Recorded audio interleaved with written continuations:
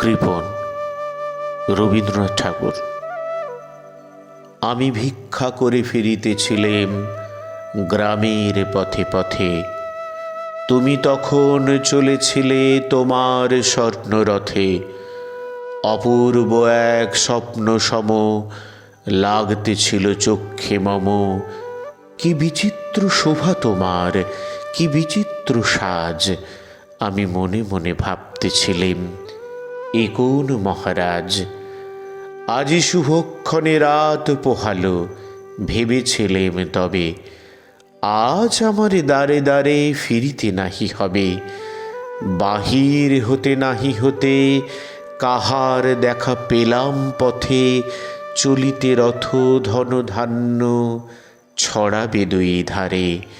মুঠা মুঠা কুড়িয়ে নেব, নেব ভারে ভারে। দেখি সহসা রথ থেমে গেল আমার কাছে এসে। আমার মুখপানে চেয়ে নামলে তুমি হেসে। দেখে মুখের প্রসন্নতা জোড়ায়ে গেল সকল ব্যথা।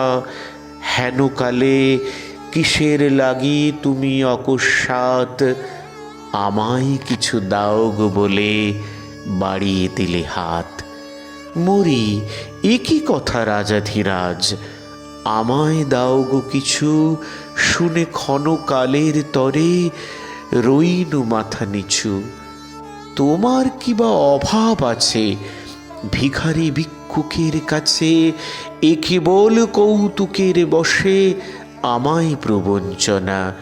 ঝুলি হতে দিলাম তুলে একটি ছোট কণা। যবে পাত্রখানি ঘরে এনে উজাড় করিয়ে কি ভিক্ষা মাঝে একটি ছোট সোনার কণা দেখি। দিলেম যা রাজা ভিখারিরে, স্বর্ণ হয়ে এলো ফিরে। তখন কাঁদি চোখের জলে দুটি নয়ন ভরে। তোমায় কেন দিইনি আমার সকল শূন্য করে।